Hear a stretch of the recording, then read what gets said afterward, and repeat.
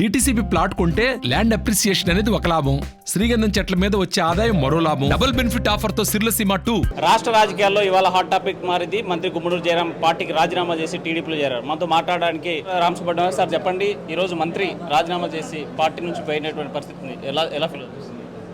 ఈరోజు జగన్మోహన్ రెడ్డి గారు కూడా మామూలుగా మన అందరం కూడా తెలుసు, ఎక్కడ కూడా బీసీలకు, ఎస్సీలు, మైనారిటీలకు కానీ అట్టడుగు వర్గాలకు అందరికి కూడా రాజ్యాధికారంలో భాగం కల్పించాలని చెప్పి చాలామందికి అవకాశాలు కల్పించాడు. దాంట్లో భాగంగానే గుమ్మనూరు జయరాం బీసీ బోయ కమ్యూనిటీకి బీసీకి సంబంధించినటువంటి వ్యక్తిగా ఒక ఎమ్మెల్యేగా అవకాశం ఇచ్చాడు, మంత్రిగా ఇచ్చారు. చాలామందికి 2.5 సంవత్సరం వేస్తే 5 సంవత్సరాలు జయరాం గారికి అవకాశం ఇచ్చినారు.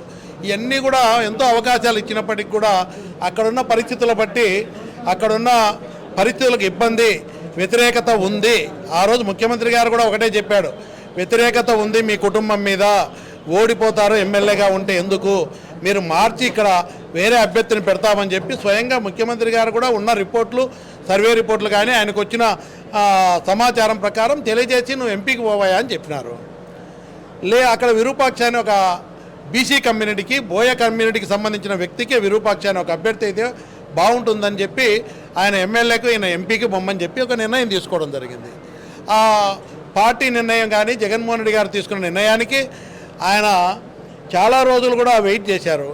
అయ్యా ఇవి ఎంపీకి పోతేనే బాగుంటుందని చెప్పి, కానీ ఎంపీకి పోలేదు. ఆయన ఇచ్చిన అవకాశాన్ని పోగొట్టుకున్నారు. ఈరోజు కర్నూలు జిల్లాలో ఈరోజు 14 పోయినసారి గెలిచినాం, 2 ఎంపీలు గెలిచినాం, మళ్ళీ 14 సీట్లు కర్నూలు డిస్టిక్లో నంద్యాల 2 కలిపి గెలుస్తున్నాం, 2 ఎంపీ స్థానాలు కూడా గెలుస్తున్నాం.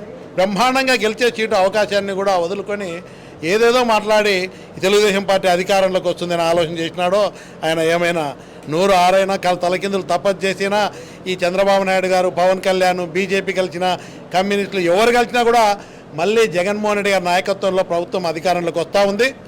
ఈరోజు ఆయన వెళ్ళిపోయినాడు, అవకాశం ఇచ్చారు, వెళ్ళిపోయిన దానివల్ల నష్టమేం లేదు. అక్కడ ఇంకా బీసీ నాయకులే ఉన్నారు. అక్కడ అంటే నా ఎస్సీ, నా ఎస్టీ, నా బీసీ అంటున్నటువంటి జగన్ పార్టీలో అలాంటి పరిస్థితి లేదు అని ఈరోజు కామెంట్ చేశారు. దీని ఎట్లా చూడండి? అలాంటి పరిస్థితి లేకపోతే 5 సంవత్సరాలు మంత్రిగా ఇచ్చారు. నేను మీడియాలో చూసా, అయ్యా ఒక బీసీ కాబట్టి నా నియోజకవర్గానికి ఏం న్యాయం జరగాలి అని. నేను ఒకటే చెప్తా ఉన్నా, నీకు 5 సంవత్సరాలు మంత్రిగా వస్తే అక్కడ తోటి మంత్రి బ్రహ్మాండంగా చేసినారు, డోన్లో బుగ్గన రాజనాథ్ రెడ్డి గారు అని చెప్తున్నారు. ఆయనకు డెవలప్మెంట్ మీద ఇంట్రెస్ట్ ఉంది, నియోజకవర్గాన్ని డెవలప్ చేయాలా, ప్రజలకు మేలు చేయాలా అని చెప్పి ఉంది. నేను నిన్నమన్నా ఈ ఆంధ్రజ్యోతిలో కూడా చూసినారు, ఈయన డెవలప్మెంట్ ఎట్లుంది, మట్కా జరిగింది, లిక్కర్ వ్యాపారం జరిగింది, అన్ని దందాలు చేసినారని చెప్పి ఆంధ్రజ్యోతిలో నిన్నమన్నా జ్యోతి పేపర్లో కూడా రాసినారు. అయ్యా ఈయన తీసుకుంటే తెలుగుదేశంలో పూర్తి వ్యతిరేకత ఉంది, మట్కా, గ్యాంబ్లింగు లేని అన్ని నడిపినాడని చెప్పి నిన్నమన్నా ఆ పేపర్లు కూడా రాసినాయి. నీ డెవలప్మెంట్ ఇట్లుంది, ఆయన డెవలప్మెంట్ అట్లుంది. దానికి ఎవరు కారణం? నీ ఆలోచన కారణం.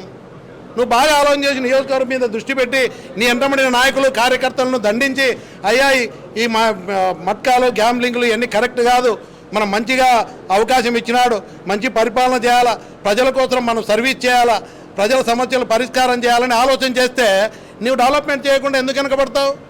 సేమ్ నాయకుని దగ్గర నువ్వు పనిచేస్తున్నావు 5 సంవత్సరాలు, ఆడ ఆయన పనిచేస్తున్నాడు. ఈ రాజనాథ్ రెడ్డి గారే కాదు, మిగతా వాళ్ళందరూ కూడా పనిచేస్తున్నారు కదా, మంత్రులు అందరూ డెవలప్మెంట్ చేసుకుంటున్నారు. ఈయన ఎందుకు చేయలేకపోయినాడు? ఈయన దృష్టి డెవలప్మెంట్ మీద కాదు. ఈయన అనుయాయులందరూ కూడా ఇలాంటి తప్పుడు విధానాలు చేసిన వల్లనే ఆయన ఎమ్మెల్యేగా ఓడిపోతావు, నువ్వు వద్దు, నీ కుటుంబమైనా చెప్పి ఒప్పించి ముఖ్యమంత్రి గారు చెప్పినారు, ఒక మంచి మాట చెప్పినారు. ఇన్ని తప్పులు జరిగినా, వ్యతిరేకత ఉందని తెలిసినా ఒక బీసీ నాయకునిగా ఎందుకు వదులుకోవాలా, తప్పు తెలుసుకొని మళ్ళీ ఎంపీగా అయినా బాగుంటాడని చెప్పి ఆలోచన చేసి ముఖ్యమంత్రి గారు అవకాశం ఇచ్చినారు.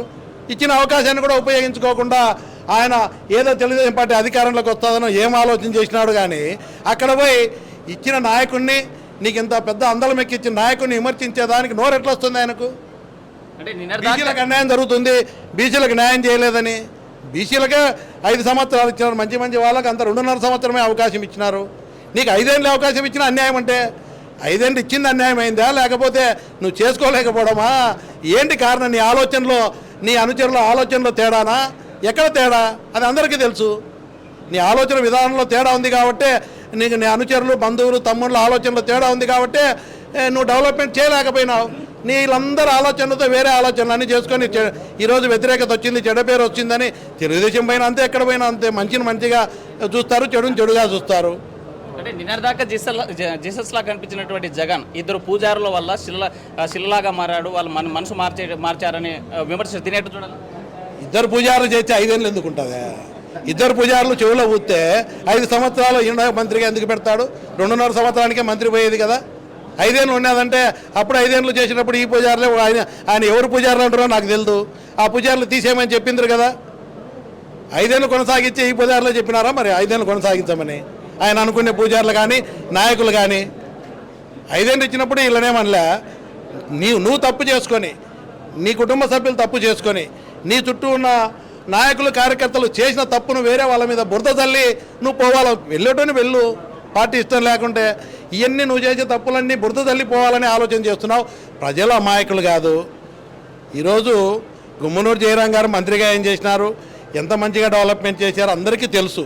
అవన్నీ తెలిసే జగన్మోహన్ రెడ్డి గారు ఇంకా ఇక్కడే ఉంటే నువ్వు మమ్మల్ని ఇబ్బంది పడతావు, మాకు ఇబ్బంది జరుగుతుంది, నీకు ఇబ్బంది జరుగుతుంది, ఒక బీసీ నాయకునిగా ఉన్నీలే అని ఆయన పాపం ఎంతో గౌరవంగా మళ్ళీ అవకాశం ఇస్తూ ఉంటే ఆయన్నే విమర్శించేదానికి తిరుక్కుంటే జగన్మోహన్ రెడ్డి గారిని. అంటే ఉమ్మడి జిల్లాలో అనంతపురం కావచ్చు, కర్నూలు జిల్లాలో కావచ్చు, వాల్మీకులకి సరైనటువంటి ప్రాధాన్యత ఇవ్వలేదని మరో విమర్శ చేస్తాం. తినేట్టు చూడండి. ఇప్పుడు ఈ జిల్లాలో వాల్మీకులు, రామయ్య గారు నగర మేయర్ ఉన్నారు, ఎమ్మెల్యేలకు అవకాశం ఇచ్చారు, ఎంపీలుగా ఉన్నారు, ఎమ్మెల్సీగా మధుకి ఇచ్చే అవకాశం ఇచ్చారు, జిల్లా గ్రంథాలయ సంస్థ చైర్మన్గా సుభాష్ చంద్రబోస్కి అవకాశం ఇచ్చారు.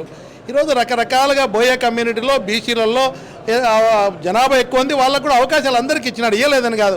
జయరాం గారికి బాగా తెలుసు.